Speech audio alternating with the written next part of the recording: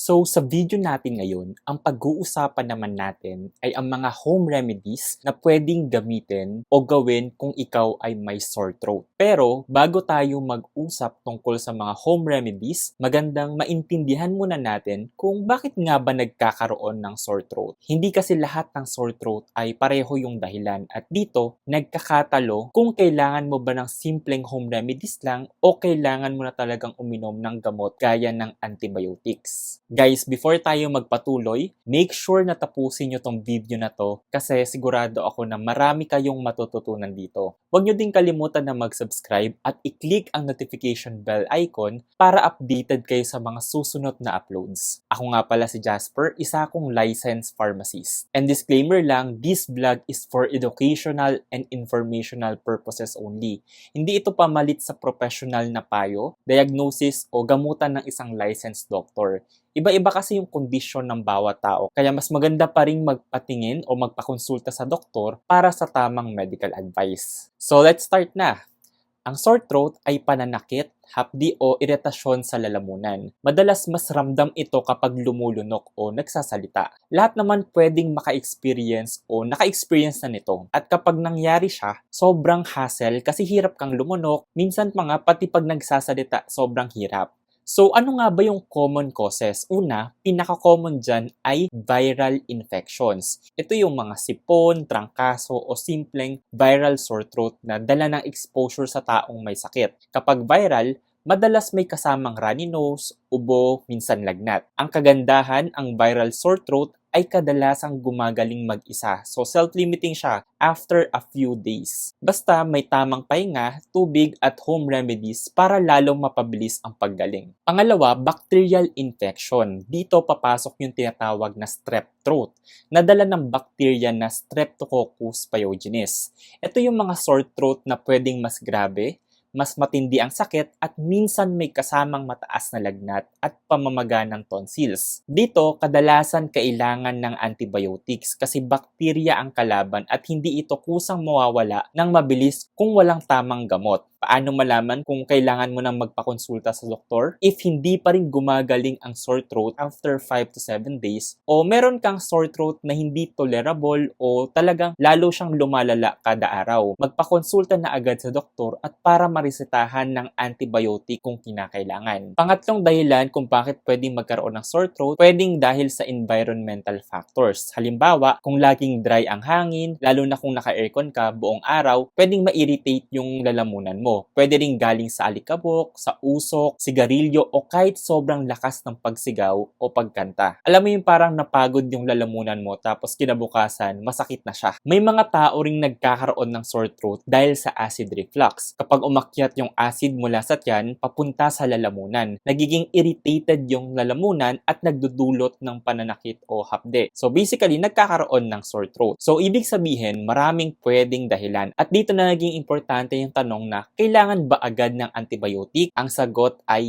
hindi. Kasi kung viral yung cause, walang silbi yung antibiotic. Hindi gumagana ang antibiotic sa virus or yung antibacterial sa virus. Kaya maraming doktor ang hindi agad nagre-reseta ng antibiotic hanggat hindi sigurado na bakterya ang may dahilan. Ang kailangan lang ay supportive care at home remedies para gumaan ang pakiramdam hanggang gumaling ang katawan. Pero kung bacterial yung cause, lalo na kung confirmed na strep throat, doon lang kailangan ng antibiotic. Dahil kapag hindi naagapan, pwedeng lumala at magdulot ng complications tulad ng rheumatic fever o problema sa puso at kidneys. Kaya ngayon, alam na natin ang basic kung bakit nagkakaroon ng sore throat. Pag-usapan naman natin yung mga home remedies na pwedeng gawin sa bahay para mapagaan ang pakiramdam. Ito na yung mga senyales kung kailan ka ba dapat magpatingin sa doktor at baka kailanganin mo na kasi ng antibiotics talaga. So unang-una, warm salt water gargle. Ito na siguro yung pinaka-classic at pinaka-effective na home remedy. Yung simpleng pagmumumog ng maligamgam na tubig na may asin. Alam mo ba kung bakit siya effective? Kasi yung asin, may natural na antibacterial property siya. At yung warm water nakakatulong mag-soothe ng irritated throat kapag nagbumubog or nagagargle ka. Natutulungan nitong i-reduce ang swelling at irritation or yung pamamaga ng lalamunan natin. Gawin mo lang ito 2 to 3 times a day. Kumuha ka ng isang baso ng warm water, lagyan ng kalahating kutsarita ng asin, haluin, tapos imumog o igargle ng mga 30 seconds. So, syempre kailangan mo i-spit out, huwag mong lulunukin. After ilang oras, mapapansin mong gumagaan na yung pakiramdam sa lalamunan mo. Pangalawang home remedy na pwede nyong gawin, honey and warm water or tea.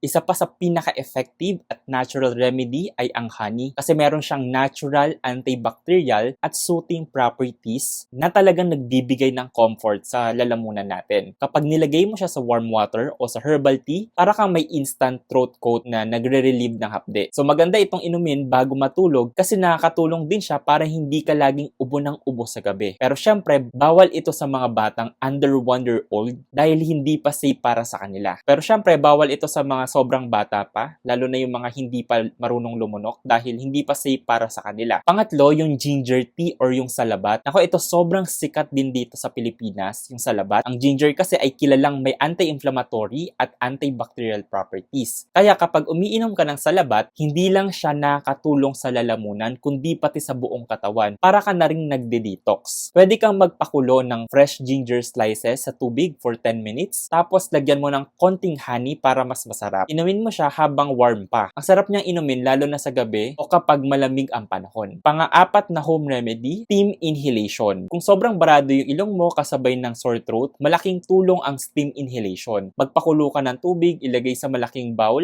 tapos takpan ng tuwalya ang ulo mo habang nakadapa sa ibabaw. Huminga ka ng malalim sa steam for about 5 to 10 minutes. So pwede mo rin lagyan ng konting asin. Nakakatulong kasi ito para ma-moisturize ang throat mo at ma-relieve ang dryness. At syempre, nakakatulong din siya para gumaan ang paghinga mo kung barado yung ilong mo. Pwede mo itong lagyan ng eucalyptus oil o peppermint oil para mas refreshing. So syempre, panglima, another home remedy is proper hydration. So minsan nakakalimutan natin pero isa sa pinakasimple at pinakaimportante ay ang pag-inom ng maraming tubig. Kapag dehydrated ka, mas nagiging dry kasi at irritated yung lalamunan mo. Pero kung palagi kang umiinom ng tubig, lagi siyang moist at mas madali niyang malabanan yung infection. Kung ayaw mo ng plain water, pwede ka ring uminom ng warm herbal teas o kaya fruit-infused water para mas masarap at mas na-encourage ka pang uminom. Pang-anim, rest and voice care. Hindi lang physical rest ang importante dito. Kung lagi kang nagsasalita, sumisigaw o kumakanta, so kapag yun yung trabaho mo, minsan yun pa yung dahilan bakit mas lalo pang sumasakit yung lalamunan. Kaya isa sa pinaka-effective na home remedies ay ang simpleng wag mong pilitin magsalita ng madalas if hindi naman kailangan. So yan yung ilan sa mga pinaka-common at pinaka-effective na home remedies. Ang maganda sa kanila, safe sila, natural at halos wala kang gagastusin kasi available na sa bahay. Pero syempre, importante rin alam mo kung hanggang saan lang ang kayang gawin ng mga home remedies na to. Kasi kung mild lang yung sore throat mo, gumagaan agad ang pakiramdam after 1 to 3 days ng ganitong home remedies. So kung nagustuhan mo yung video na to, don't forget to like, share, and subscribe. At kung gusto mong masundan pa yung mga ganitong topic about health, medications, nutrition, and wellness, kung anong next topic ang gusto mong i-feature natin. So, ayun lamang po. Stay healthy, stay informed. Ako si Jasper, isang licensed pharmacist, and thank you for watching. Bye-bye!